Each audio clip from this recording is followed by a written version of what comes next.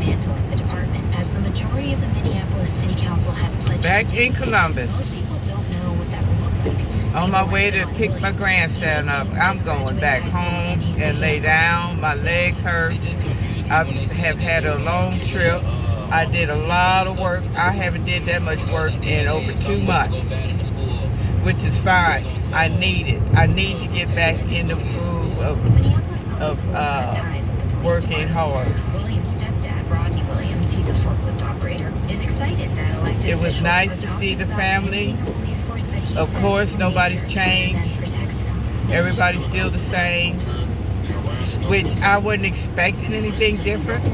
I wasn't expecting to get into an argument with my father, but I did. Spent on making his neighborhood and other neglected parts of the city. I was accused of stealing some paper plates, which he called dishes. He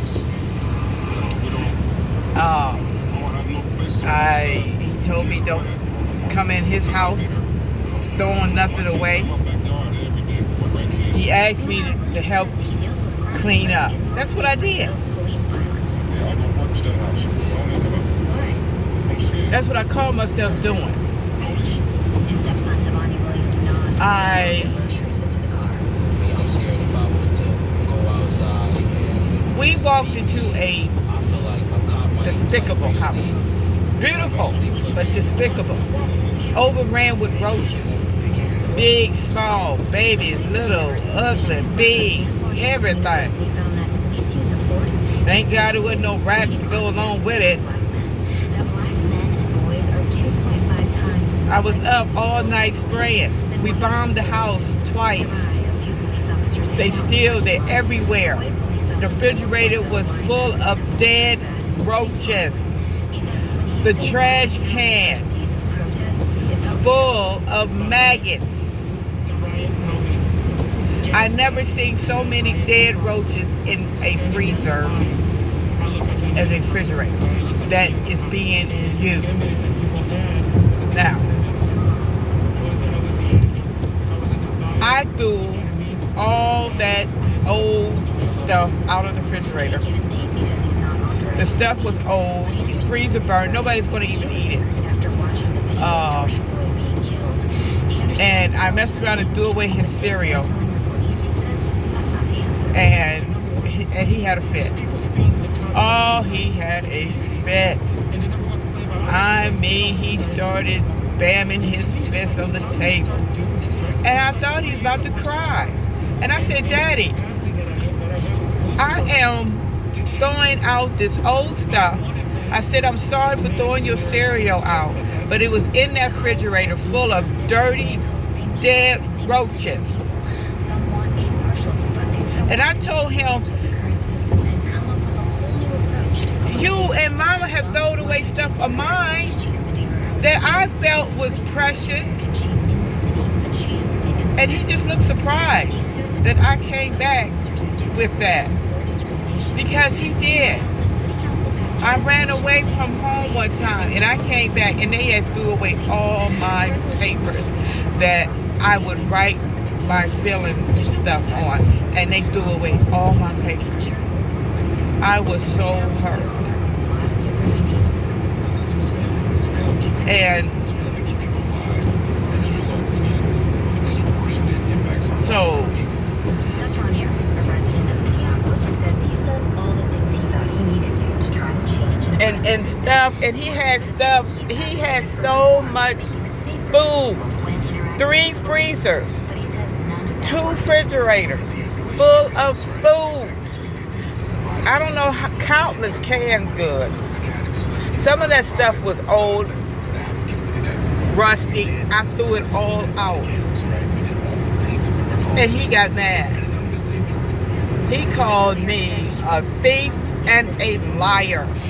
You've been taken from me all this time and you still taking stuff from me.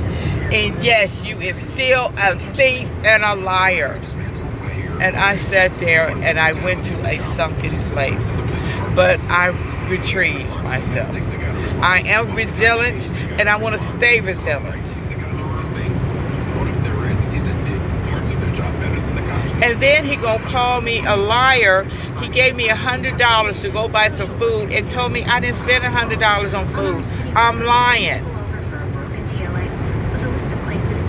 How can you? That's what I went through all my life. That's exactly how I was treated all my life. So I see right now, which I already knew. That's why I was skeptical about coming to his house, because I would be accused of taking something. And Diane even told me he don't want nobody taking nothing out that house. He don't want nobody messing with Mama's stuff. Mama's stuff is just sitting there, Harris's mom still calls to make sure the lights on his car. Oh shit! He still checks in with her when he gets I'm home about to say he may miss my both worry that the forces exit. attack the population might kill him. That's why he and others want change. Yeah. But what that will look like is All that stuff of Mama's NPR News. is just sitting there. It's we kind of figured that's the way he's going to be, because he's possessed of his stuff. He care about his stuff. He care about stuff more than people. This is NPR News. After Ferguson, President Obama put together a panel to rethink policing in America. People 5 years ain't and nothing. Many police shootings later, one of its members still thinks reform is possible. And he told me that. He likes to sit down and look at stuff that he bought. How much He's buying stuff that he's never going to use. All things considered from NPR News. That's from 4 to 6. If he do use it, it's not going to be used to the capacity that it should I'm Debbie be. Holmes. He got all these Some business owners say Columbus's air new fryers, Buy Black campaign all these is helping. countertop stoves, all these grills Some lady came in and said, but buy a black that restaurant. nobody's going to use. Hear more about the effort launched at the height of the pandemic. That story's coming up at 8:50. It's just a crying shame that he cared about. Ever since I've known him, and that's all my life, he's always cared about nobody but his stuff From NPR News that he in can Washington, buy. I'm Windsor Johnston. Former National Security Advisor I mean, John he got Bolton clothes says that he's he prepared to face he President probably done Trump's had threatened since legal the action 60s. against the publication Oh, of his when he was upcoming able to book. start Speaking buying on stuff, NPR's Morning because he was Edition, making a lot of Bolton said money. his memoir does not But contain anyway, classified other than that, information. we had it was nice. I was able to see Mama's gravesite. We gave Daddy some Happy Father's Day gifts. A federal judge last week denied We a hugged request them, we by the loved them, Department we of cared, we Justice to said block we the love book's you, release. and Happy NASCAR Father's is Day. investigating after a noose was found in the garage girls stall went of Bubba Wallace to Jackson Race and in had Talladega, fun Alabama, over the visited weekend. with old NPR's friends. Tom Goldman reports And Wallace, the only full-time The family on his daddy's driver side in didn't want to NASCAR's see him, series so they didn't see none of them. NASCAR to That's ban what I'm saying. You know, when we go places and call ourselves being with certain family members, well, it ain't certain family members on my part. I can just name 2 family members that, and I say that lightly, that I can go visit and they'd be glad to see me. NPR's But you Tom look at it Goldman too, reporting. if This they is NPR News glad to in see you, Washington. they would come see you sometimes. But none of my family members ever come see me. They know, no, they ain't gonna come see me. Which is fine. Which is fine. Because I ain't into being around people that don't want to be around me. Period. And then Val gonna have the nerve to call. And I picked up the phone. I knew it was her calling. And she gonna say, let me speak to Daddy. Bitch! The spraying came less than You know, city and police officials said officers a decent person would at least said, hi Teresa, how you doing? Is Daddy there? No. She just said, let me speak to Daddy. Bitch! But I didn't say nothing. I just gave Daddy the phone. And then that's when he started busting at me about some stuff that I threw away. I really, Republican Representative Diane But I overlooked all that. I got rid of that stuff. Now the refrigerator looks like a refrigerator. Because before it was looking like that's a damn shame. With information she considers to be misrepresented at best. They're entitled to know the truth, the whole truth. And all the time I was there, all he wanted to do was talk about how bad his neighbors is treating him. Diane and Carnell and Justin, how they treat them and all that stuff. I'm like, oh my God. And say the reporting is an unfunded mandate. The Ohio Senate has shot to take up the bill. Joe Ingles at the Ohio Public Radio State House News Bureau. That's how mean people live. And I told him, and I even said, you is the meanest person I've ever met. Reported 71 South at 11th Avenue. You want to be careful off the Never, not one time did he say thank you.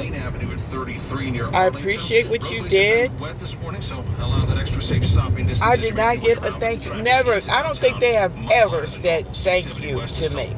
7 or 8 minutes from 270 to 315. Really? I'm John Hill with Never. Columbus Traffic. Look for rain possible through this morning into early afternoon as well. Skies should become gradually sunny through the day, a high near 85. Really? At 8:34, I'm Steve Brown, and you're listening to Morning Edition. And that kind of affected me because when I was living down there, I would bring them stuff. I would stop at the store and buy little frozen. A privacy company committed to making privacy online simple. Used by millions. Just seen an accident. Well, a car in the bushes. DuckDuckGo. Privacy simplified. From Fidelity Wealth Management. And buying trash bags and plastic containers and just little stuff around the house. You know, household stuff. Fidelity Brokerage Services. And I bought Mama one time this little thing for her to put your condiments on, I think. I think that's how you say it. You know, seasoning and all that stuff. Little swirls. Found in the garage area of NASCAR driver Bubba Wallace. He is the only black driver in this and I was shocked. They looked at each other like, is it my birthday? Is it your birthday? But they never uttered the word thank you. I mean, the look on their face was like, it looked like why this bitch doing this shit? Look, really. And I don't think I talked to them for about 3 months after that. Really. Because I remember I was talking to this guy, and he asked me, you know, about my mom, how your mom doing or something like that. And I said, well, I ain't talked to her about 3 months or so. And he just like, what? Well, see, he was an African. So he couldn't understand, how can you not talk to your mom for 3 months? See, you can't even explain to Africans the reason of that.